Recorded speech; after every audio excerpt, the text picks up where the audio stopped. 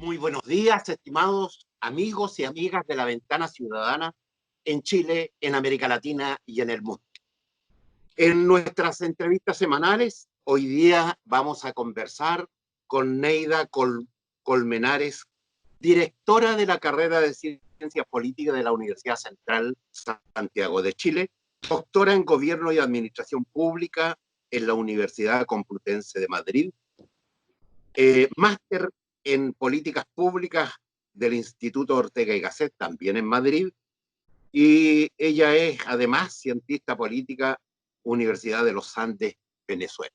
Decir nomás que este último título ha sido reconocido por la Universidad de Chile. Ella es experta en muchos temas y entre otros su conocimiento y su aplicación intelectual ha estado desarrollado y práctico también en temas de género y en temas de una epidemia que nos golpea también y que tiene que ver con la migración de tantos y tantos seres humanos a lo largo y ancho de este mundo. Buenos días, Neida. Buenos días, Juan. Primero que todo, pues muchas gracias por la presentación y también muchas gracias por la invitación al programa. Estoy muy contenta de tener la posibilidad también de compartir con ustedes, que además tienen estos espacios de opinión que a mi juicio son tan relevantes y nos aportan tanta información de utilidad, ¿no es cierto?, a la ciudadanía en estos tiempos. La idea, Neida, es que conversemos con nuestros lectores que van a visitar la página y obviamente que vas a tener muchos comentarios y invitarte para que contestes esos comentarios cuando esta entrevista esté editada y subida a la página. Neida, en este marco de que estamos viviendo, afectados por esta pandemia tan cruel, no basta con enfrentarla con la ciencia, hay que enfrentarla también con valores humanos, con ética, con moral, con solidaridad.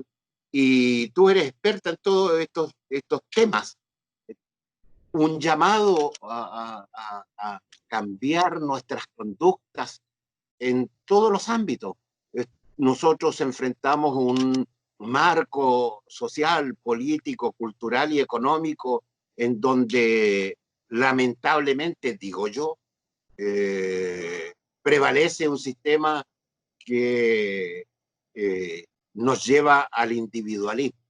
Pero ya sabemos que ni esta pandemia ni el desarrollo humano es posible si no hay solidaridad y si no hay una visión integral de desarrollo del ser humano.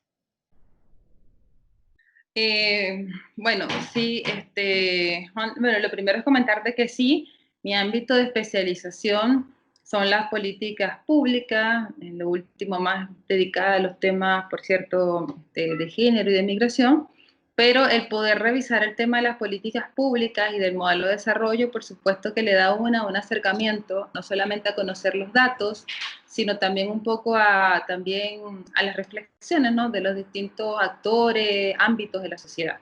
Yo creo que lo que tú comentas es bien profundo respecto a que lo que estamos viviendo hoy en día, que es esta pandemia mundial, de la cual no teníamos la sociedad a lo menos un hito referente de menos de 100 años, ¿no es cierto?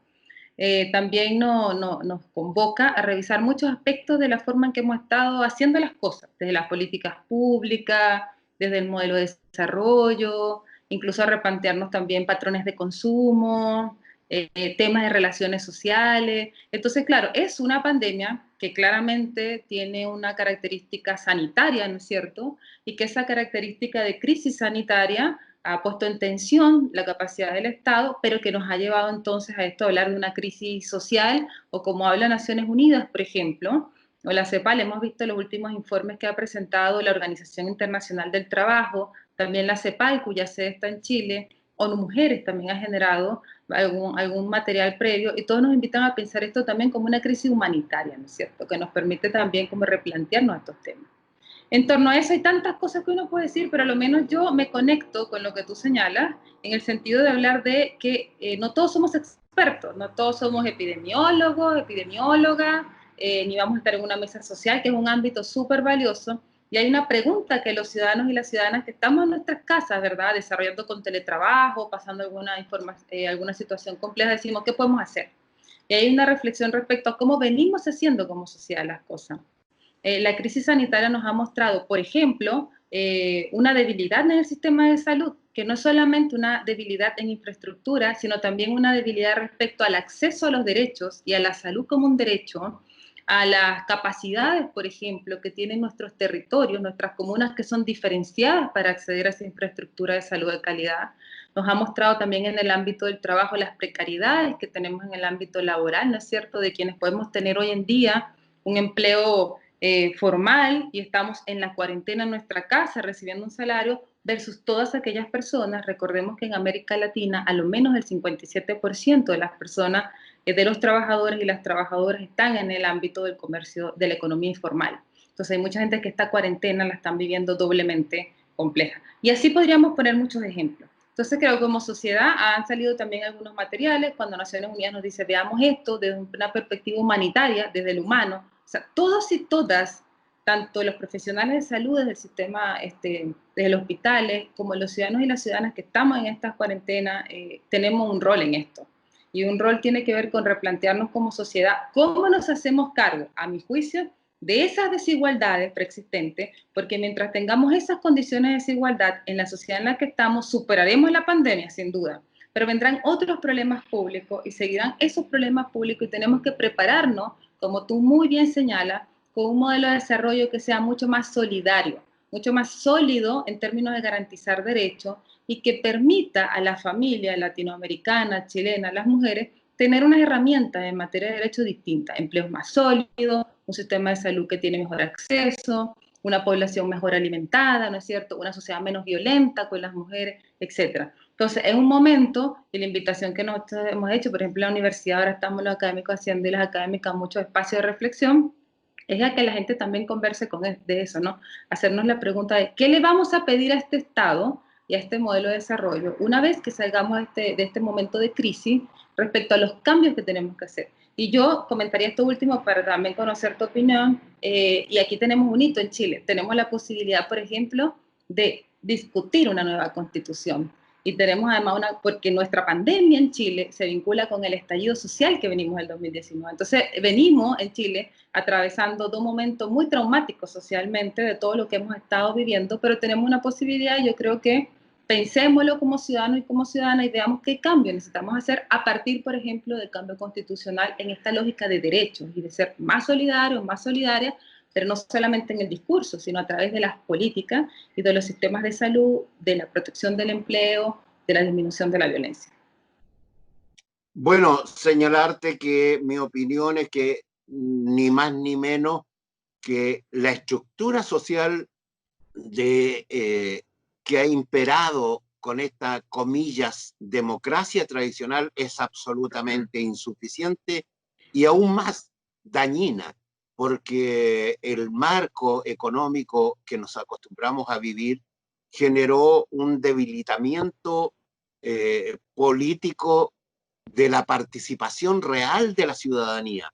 Lo que tenemos es una democracia representativa solo en la letra, porque quienes nos representan han caído lamentablemente en un reblandecimiento de esta democracia, de la participación, y han caído en prácticas políticas alejadas del interés general de la nación y más bien vinculada al desarrollo económico de grupos de poder que solidifican su poder para bienestar de esos grupos y no de la sociedad en su conjunto. Entonces, ese es un primer marco. Tenemos que repensar la sociedad, pero con la participación de los ciudadanos. Yo creo que aquí hay que cambiarlo, comillas, todo.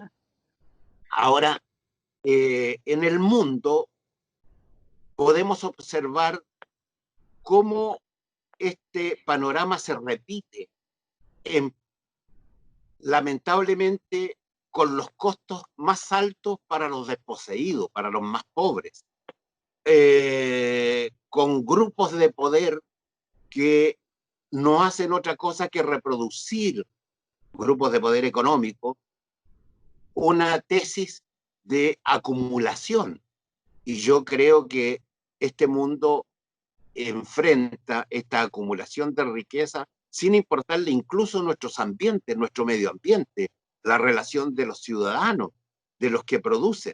Entonces yo creo que es el mundo entero el que tiene que cambiar. Hoy día sufrimos, y me gustaría que tú entraras un poco en el tema, profundas y extensas migraciones en el mundo entero, producto de estas desigualdades y de estas injusticias.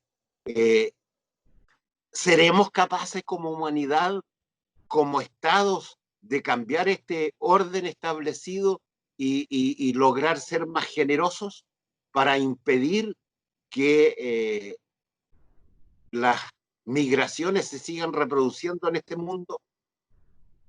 Sí, bueno, sí, claro, lo que pasa es que tus preguntas son muy interesantes y muy profundas también, ¿verdad? Como que llaman mucho la reflexión sobre temas muy centrales. Yo me voy a referir, sí, a tu reflexión sobre este tema de la migración y cómo lo vive, pero yo creo que es importante señalar, no quisiera dejar pasar de señalar este elemento como de lo económico, ¿no es cierto? El rol de lo económico, la preocupación de lo económico que ha estado y que está en el debate del COVID. Hemos escuchado, por ejemplo, que muchos actores dicen la dicotomía entre o es la vida o es lo económico. Entonces la Sí, cuarentena, por ejemplo, si hacemos la cuarentena hay pérdidas económicas. Hemos visto todo un debate en torno a la economía. Yo no soy economista, soy politóloga de pregrado, pero siempre y con nuestros estudiantes los trabajamos así. Hoy en día las ciencias sociales, la vida, el desarrollo está muy conectado, una visión integral, ¿verdad? Es imposible tener un conocimiento exclusivamente parcializado para poder tener una opinión un poco más pertinente en lo que pasa en la vida, en el mundo. Y yo a veces cuando veo esto decimos, lo económico por supuesto que es importante y por supuesto que los organismos expertos, tanto Naciones Unidas, el Banco Interamericano, los equipos económicos, los distintos ministerios de economía de los países en América Latina han señalado que efectivamente las cuarentenas tienen impacto y aumentan ese impacto económico, ¿no es cierto?, en la familia, pero lo que tendríamos nosotros y nosotras que preguntarnos hoy en día cuando la cuarentena es necesaria y el aislamiento es necesario es, ¿por qué es así? Y es porque el modelo de desarrollo que tenemos se configura a partir de grandes desigualdades, como lo decíamos, y tú también lo comentas cuando hablas del tema de desigualdad. Porque la economía informal supone, ¿no es cierto?, niveles de precariedad y de poca protección del Estado, lo que no significa que podamos ser emprendedores y emprendedoras, por supuesto, pero hay un elemento de base que está en la forma en que nos estamos estructurando socialmente, en los ingresos, en los tipos de empleo, en las universidades, también en lo que estudiamos. Los migrantes ahí en el ámbito del empleo y las precariedades tienen una participación importante en ese análisis. Lo que quiero transmitir, y sobre todo a la gente que tenga la gentileza también de escuchar ¿verdad? Y tenga interés de escuchar estos diálogos, es que estas dicotomías no deberían estar en el siglo XXI cuando nosotros deberíamos estar funcionando el diseño de políticas públicas de la perspectiva de derecho. Porque la perspectiva del enfoque de los derechos humanos, como gran aprendizaje de esa reflexión de esas preguntas profundas respecto a cuál es el modelo de desarrollo y cómo enfrentar las crisis, esta y las que vendrán, porque como sociedad vamos a seguir enfrentando crisis, de verdad, ¿no es cierto? O la del estallido, tiene que ver con poner a la economía en su justo lugar. Y la economía debe ser un medio, a mi juicio, un medio y no un fin. Entonces, el fin es la vida y la economía es el medio.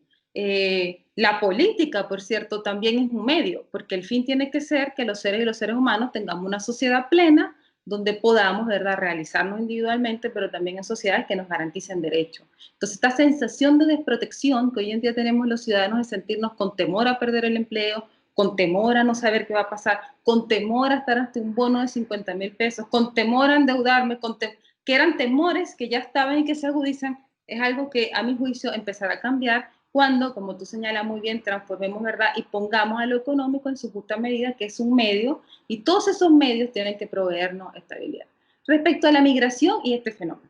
Dentro de ese modelo, a mí particularmente me parece importante colocarlo así, porque el debate de la migración no se trata de quiénes son más o menos, digamos, beneficiarios o más vulnerables. Aquí hay una situación de vulnerabilidad extendida, ¿no es cierto?, en los países, y obviamente hay ciertos grupos dentro de las sociedades que tienen mayores niveles de vulnerabilidad o tienen menores condiciones, ¿no es cierto?, para enfrentar esas crisis humanas, esas crisis económicas. Y la migración en eso, al igual que las mujeres, ¿no es cierto?, las mujeres y la migración, además lo que estamos viendo en los datos, tenemos particularmente dos sensibilidades porque estamos en una cultura, por un lado, patriarcal, con muchas desigualdades de género, y por lo otro, para referirme a Chile, específicamente aprovechar los minutos, también de la gente que nos escucha, también Chile ha aumentado sus patrones, sus flujos migratorios de una forma impresionante. Hasta el estallido social, porque tenemos que ver qué pasa ahí, ¿no es cierto? Chile entre el 1990 en adelante cambió esta idea de que iba gente, se iba gente por el régimen militar. Empezamos a recibir gente en Chile. De hecho, yo soy venezolana, tengo 12 años en Chile y me siento también parte de ese primer fenómeno, ¿no es cierto?, de cambio de quienes vimos a Chile como una opción para venir a estudiar, para vivir, para contribuir. Y luego tenemos un segundo fenómeno donde aumenta esto, sobre todo desde el 2010 en adelante, y pasamos en un periodo intercensal de tener 100.000, 200.000 migrantes a tener hoy en día formalmente regularizados 1,5 millones, 1,400,000 migrantes. Casi el 10% de la población chilena es nacida fuera de Chile y llegó en la última década, el 70% más o menos. O sea, tenemos ahí un cambio, ¿no es cierto?, importante. Y además esa migración se concentra en ciertos territorios. Entonces no es lo mismo decir vivo en Santiago y uno camina en la ciudad de Santiago y dice, oh, pero aquí sí hay inmigrantes, efectivamente, porque representan más del 30% de la población comunal en ese territorio municipal comunal. Entonces ha habido un desafío intercultural importante para la política pública. Y estos migrantes y estas migrantes, con esta, yo siempre digo, veamos esta variable de las mujeres, pues también se insertan en el mundo del trabajo. Y lo que ha pasado hasta ahora, y lo que te dicen como todos los números y las estadísticas, que a pesar de muchos mitos y temores que se pueden tener en la sociedad respecto a la llegada de la migración, ha sido altamente positiva para Chile, porque uno de los elementos que constituye fundamentalmente la migración es que parte de tu poder tener una visa, regularizarte, es tu contribución económica al país. O sea, los migrantes contribuyen muchísimo, es cierto, incluso para poder permanecer ahí. Entonces también han hecho una contribución económica importante y también se han instalado ciertos rubros, ¿no es cierto?, importantes para contribuir. Hoy en día cuando estamos en este escenario económico, donde, por lo menos yo, a mí igual, Juan, me gusta a veces como hablar de algunos datos, pero siempre hago la observación, que uno no tiene que asustarse a veces con esos datos altos, hay que tomar conciencia de eso, pero tampoco como para que bajarnos la autoestima y como sociedad uno dice, ah, mira los datos. Pero sí es tener conciencia de que estamos en un momento en que el estudio de la Universidad de Chile reveló en que en Gran Santiago, por ejemplo, estamos cerca del 15% del desempleo. Obviamente es un desempleo que se va a agudizar más en los trabajos que son precarios, pero que además donde hemos tenido, por ejemplo, datos como la OIT que habla de que vamos a tener una pérdida importante en la hora total de trabajo, ¿no es cierto? Tenemos una contracción en la economía, en el caso chileno para el 2020 ya sabemos que va a ser menos 5,3% y que tenemos una baja en los indicadores. Entonces, en los grupos precarizados también hay un tema con los y las migrantes en relación a su baja, muchas veces la debilidad de sus redes, la precariedad de sus trabajos y de sus contratos, la falta de una regularización efectiva, y en eso también yo creo que hay que ser justo y justa en hacerle una crítica al Estado, ¿no es cierto?, al Estado chileno, en que ha hecho bien poco para poder avanzar en esto. Fíjense ustedes que un migrante que está esperando hace meses y meses su visa, ahora se han hecho algunos ajustes de los beneficios, pero ni siquiera entra al registro social de hogares. Y la irregularidad no es ilegalidad, o sea, un migrante no es delincuente por no tener sus papeles al día, porque también es una responsabilidad del Estado proveer los mecanismos de inclusión suficientes. Entonces estamos digamos, esta población de la migración en una situación muy compleja, y además hemos visto que en la medida en que pierden los empleos, es lo que vemos por televisión, Juan, cuando vemos tantas personas de la comunidad boliviana están fuera, de su embajada, tantas personas venezolanas están acampando con frío, con lluvia, ¿no es cierto?, adultos mayores, niños, fuera de su embajada, porque además el COVID ha implicado que los estados establezcan ciertos controles, ¿no es cierto?, de fiscalización o de restricción de la movilidad humana, y también se ha accedido, o sea, nuevamente, insisto, cuando los medios se vuelven fin. Entonces, nuevamente el cierre de las fronteras y el control fronterizo se ha convertido en un fin en sí mismo, y resulta que yo no le puedo prohibir a la gente que pase la frontera cuando es un derecho humano que pueda movilizarse, y mucho menos le puedo decir que no vuelva a su país de origen si eso implica un riesgo en su condición vital, porque no tiene condiciones en el país donde está o en el territorio donde está para sobrevivir. Entonces, lo que debemos hacer los estados, la gente que nos dedicamos a política pública, es a pensar rápidamente cómo establecemos mecanismos de protección, ¿no es cierto?, de aislamiento, de cuarentena, pero en ningún caso que sea el fin el cierre de la frontera y la restricción de la movilidad cuando el fin es la salud de quienes están o quienes necesitan venir. Entonces esto se ha complejizado de una manera tremenda, también creo que hay que reconocer el esfuerzo de muchas organizaciones sociales, de muchas redes de académicos, universidades que han venido, y de los chilenos y las chilenas que han activado tremendas cosas, lo que decíamos al inicio, redes de solidaridad y empatía para poder acompañar a esta población migrante, pero también aquí hay que ser, vamos a decir, yo creo que desde el punto de vista como de la política pública, no es la sociedad civil, ni las organizaciones, ni la caridad de quienes estemos en mejor situación, el elemento determinante para hacerse cargo. Eso, por supuesto, que agrega valor. Aquí tiene que haber un ejercicio de derecho de política pública del Estado, de protección de la vida, y el Estado tiene que operar adecuadamente con las acciones más importantes. Ahora, yo creo que ahí vamos a ver y vamos a seguir viendo, lamentablemente, estas situaciones, en este caso de los migrantes acampando o de comunidades, vamos a decir, con mucha situación de vulnerabilidad, tal vez en algún nivel de protesta, porque el COVID, ¿verdad?, agudiza lo que yo siempre insisto, las condiciones preexistentes de desigualdad más lo que suma. Entonces ahí hay que hacer una reflexión profunda, profunda, como tú decías, respecto a cuáles son los cambios que necesitamos y las políticas. Las contingentes, las que tenemos que hacer ahora, ¿no es cierto? Y por cierto también las modificaciones, porque los efectos del COVID van a ser efectos también que vamos a superar en un mediano plazo, no es algo que vayamos a resolver en 3 o 4 meses. Así es. Soñemos, pensar un mundo mejor, pensar una sociedad con un Estado más fuerte y solidario, y no un Estado al margen de las decisiones públicas, sometido solo a las reglas del mercado, no nos hace nada de bien. Pero también está el tema humano, el desarrollo humano. Sostengo, permítemelo tú y nuestros lectores, señalar que el desarrollo humano, el desarrollo intelectual del ser humano, viene de baja, producto de este, digo yo, de este individualismo. Cuando dejamos de razonar colectivamente, cuando dejamos de pensar profundamente en los temas, cuando dejamos de tener tesis que nos permitan cambios de lectura de la realidad para posteriormente tener cambios conductuales, nos quedamos en pañales. ¿Cuánto se preparan las sociedades para entender que con los grados de migración que tiene, por ejemplo, Chile, en 10 años más, nuestro panorama cultural, social, va a estar influido por los migrantes que llegan al país y que terminen quedándose acá? Vamos a tener otro Chile y en otros países va a suceder lo mismo. Pero también a propósito de cambios conductuales, yo te quiero llamar a que nos hables un poco del rol de la mujer. Yo tengo la sensación, y la Ventana Ciudadana hace un gran esfuerzo por tener muchas mujeres que opinen y que entren en el círculo del razonamiento colectivo con sus trabajos, con sus tesis, con sus artículos, y por eso es que te voy a invitar a que sigas escribiendo con nosotros después de esta experiencia.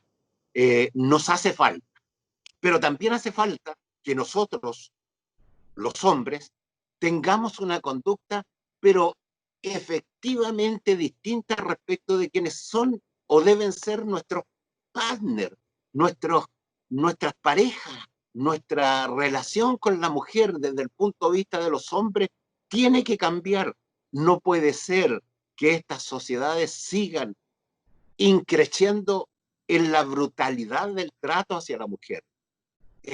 No puede seguir este nivel de criminalización hacia la mujer, de criminalidad hacia la mujer. No podemos seguir en una relación de fuerza. Yo en algún minuto espero prepararme para hacer un llamado a que nosotros los hombres manifestemos firmemente, que estemos dispuestos a tener un trato armónico con la mujer, con nuestras compañeras, impulsemos acciones que de verdad signifiquen un cambio conductual en nuestra relación con las mujeres. ¿Qué nos puedes agregar tú a esta idea? Sí, bueno, claro. Tú manifestaste como dos cosas que te escuché atentamente un poco en tu intervención, esta idea como del mercado, o esta idea también como de cómo nos comportamos culturalmente, que es como súper importante, porque a veces uno cuando está, no sé, con su estudiante, en el caso de quienes hacemos clases, ¿no es cierto? O cuando sus pares hablamos de, no sé, por ejemplo, ¿qué significa eso del neoliberalismo? ¿O por qué tanta crítica al mercado? ¿O cuál es el rol del Estado? ¿Qué le pedimos? Yo creo que es importante hacerse alguna pregunta a la base, ¿no? ¿Qué es esa? Como, ¿qué sociedad queremos construir, ¿no es cierto? Y fundamentalmente, yo creo que más que ejercicios grandes intelectuales y publicaciones y académicos y teóricos, tiene que ver con qué elementos, ¿verdad? Nosotros realmente podemos llegar a constituir en el siglo XXI una sociedad civilizada. Y lo civilizatorio tiene definiciones, porque no es un concepto vacío. O sea, el qué sociedad somos, qué sociedad queremos construir, es un concepto que requiere reflexión profunda, colectiva, y que se materializa en las leyes que tenemos, en la constitución que tenemos, en las estadísticas que tenemos, en las acciones, ¿no es cierto? Y el modelo. Entonces, el modelo neoliberal, a mi juicio, ¿no es cierto?, no tiene una lectura solamente económica, sino que también tiene una lectura cultural.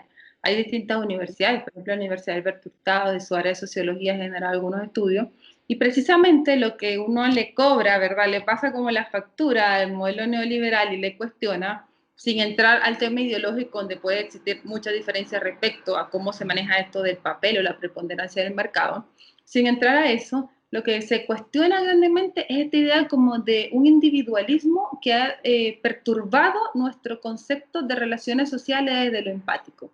Porque precisamente una hoy en día en la sociedad del siglo XXI, en la sociedad de los derechos, sabemos que hay una dimensión individual como seres humanos que es importante mantener. El respeto que cada uno debe tener del Estado, ¿no es cierto?, para poder desarrollarse plenamente desde su individualidad. Pero la lógica de derecho te plantea que esa individualidad tuya en la que tú trasciendes, que es tu derecho, que es tu libertad, no puede ser discriminada, no puede ser excluida, porque haya estos modelos como dominantes respecto a, en el caso de las mujeres, qué debemos ser y hacer las mujeres, que es un poco lo que está a la base. Y por eso es que cuando uno ve todos estos movimientos, de hecho recordemos antes del estallido social y la marcha del 8M este año, que fue de más de 1.200.000 personas, que es una segunda movilización tremenda después de la del 2019, Juan, que fue la de 800.000, las estimaciones eran mayores, o sea, han sido hitos. Uno pudiese decir que los partidos políticos están en crisis, las organizaciones políticas están en crisis, y el único grupo social que hoy en día se ha movilizado articuladamente, siendo de izquierda, de derecha, de centro, militantes y no militantes, este movimiento social que ha convocado a las mujeres en esta idea de esta cuarta ola feminista.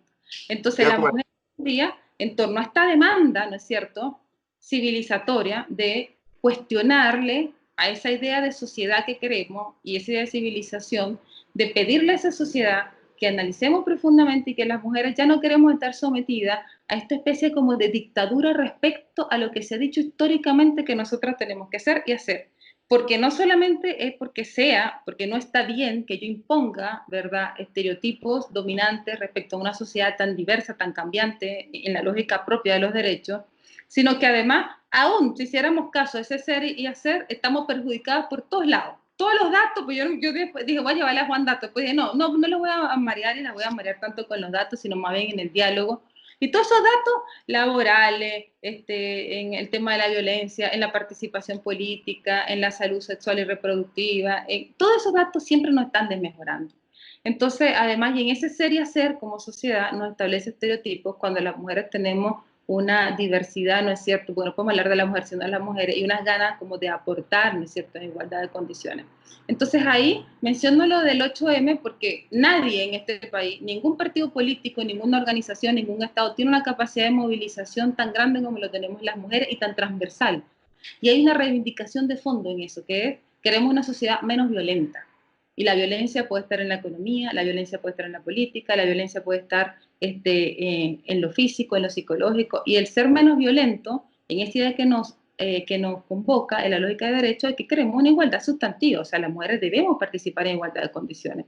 Si aquí, vamos a decir, desde el feminismo lo que se plantea es que en la medida en que tengamos esas desigualdades, vamos a estar mucho más lejos de esta idea de que tú señalabas de los valores, o esta idea de la igualdad en términos de derechos, o esta idea de ser una sociedad civilizada, porque toda violencia y toda desigualdad nos hace menos civilizados en los términos de derecho. Entonces acá, además tú pusiste varias cosas, de repente otro día si me invitan, yo con mucho gusto podemos ahondar un poquito ahí como en las estadísticas de los temas de género. Por ejemplo, en el tema de la pandemia hemos visto cómo ha aumentado, por ejemplo, en algunas comunas 500% las llamadas por violencia de género.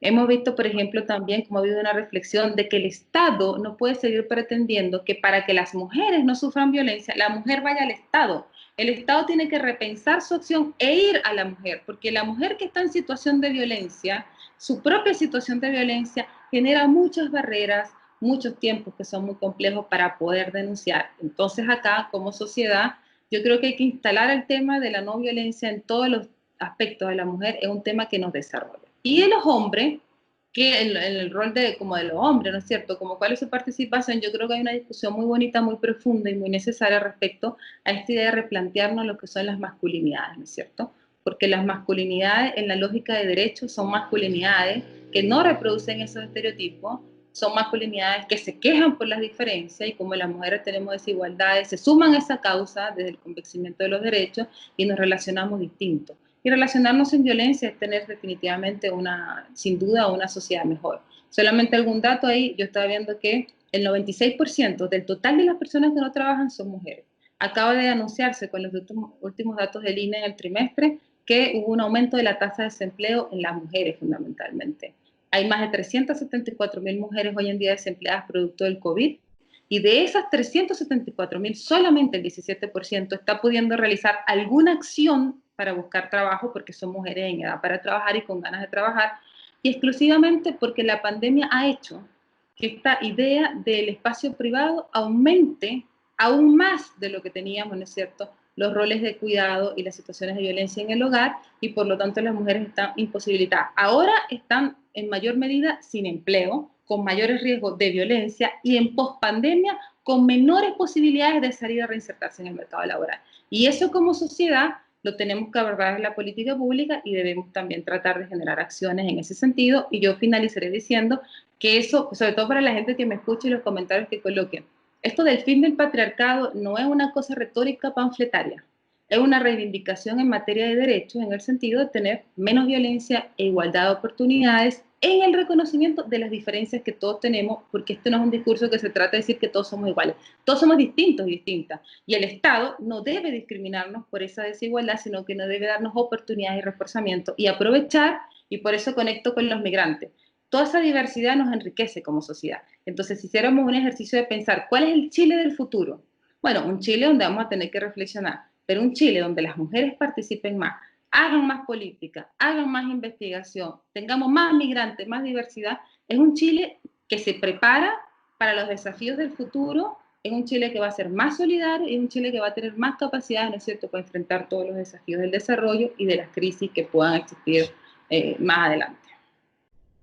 Neida Colmenares, Cornejo, debo Este, felicitar Debo felicitarte por la fluidez de tus análisis y solo decirte que yo no solo quiero un Chile mejor, yo quiero un mundo mejor, quiero una humanidad mejor y te quiero invitar a que te despidas de nuestros lectores y si tú quieres hacer una breve referencia respecto de la situación de tu país.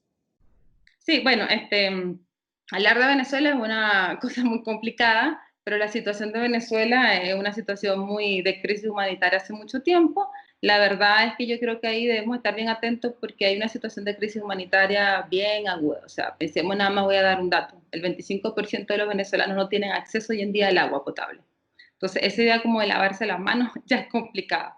Hay problemas de luz, problemas de conectividad, no sé, problemas de transporte y también hay problemas democráticos respecto a legitimidad y participación. Yo creo que los venezolanos hoy en día constituimos la mayor diáspora, Juan. O sea, no existe en la historia una diáspora migratoria como la de los venezolanos. En menos de 5 años, han migrado cerca de 7 millones de personas en América Latina. Yo creo que a propósito de la solidaridad y de la empatía, yo creo que, y lo hemos visto en Chile, la causa de los venezolanos, como vamos a decir, como la idea de que somos sociedades que debemos estar mejor y debemos preocuparnos porque en nuestros países también esté mejor, cabe la pregunta cómo ayudamos, cómo colaboramos. Lo digo muy por encima porque para despedirme el caso venezolano requiere mayor profundidad. En términos como de mi mensaje final, bueno, yo podría decir que estamos en un momento muy difícil. Debemos ampliar las capacidades de diálogo social entre los actores. Yo creo que en este momento el diálogo social es fundamental para poder salir un poco de las actitudes mezquinas desde la política y desde lo que tú también señalaste en tu intervención. Debemos abandonar un poco estos intereses elitistas respecto y debemos, tanto los que están tomando decisiones hoy en día, fortalecer su nivel de diálogo social, porque el diálogo social es fundamental y además la participación de los distintos actores en la sociedad, porque de esto salimos si dialogamos, salimos bien si dialogamos. Si no dialogamos y si no hay una preocupación profunda y sincera por el bienestar de la gente, nosotros podemos salir de esto y las consecuencias van a ser muy graves. Creo que quienes estamos en nuestras casas tenemos también que aprovechar para, en la medida de lo que podamos, porque hay situaciones muy precarias, para tratar también de mantener y cuidar nuestra salud física y nuestra salud mental. Creo que es un momento como sociedad en que tenemos que conversar, pero tenemos que tratar de tener una actitud positiva, empática y solidaria con los demás, cuidarnos para que salgamos pronto de la cuarentena, mantener las medidas preventivas para bajar la curva y poder de alguna manera descomprimir la crisis del sistema sanitario que tenemos hoy en día y también estar muy atentos a participar y a participar de esa gestión participativa, valga la redundancia, para la construcción de, digamos, de lo que vamos a hacer todos y todas, porque todos vamos a tener un papel en esto de la post-crisis, todos y todas debemos participar en el diseño de esas políticas y de retomar de a poco, ni siquiera la normalidad nueva, sino de construir participativamente cuál va a ser nuestra nueva normalidad después de lo que nos ha pasado y las reflexiones que hagamos al respecto. Muchas gracias. Les doy a ustedes como medio por la invitación. Vamos a estar siempre disponibles. Yo voy a estar muy atenta por si hay comentarios, porque si quienes nos estén escuchando, en esto uno habla y yo siempre me estoy haciendo preguntas de quién nos escucha, qué estará pensando, ¿verdad? Y siento como unas profundas ganas de decir, ojalá me lo escriban para saber qué les produce cuestionamientos, aportes o complementos, ¿verdad? Las cosas que uno dice. Entonces, para mí sería muy generoso de parte de quienes nos escuchan poder tener también sus comentarios y poder establecer una conversación al respecto. Un abrazo grande y nos despedimos de todos nuestros amigos en Chile, en América Latina y en el mundo. Gracias.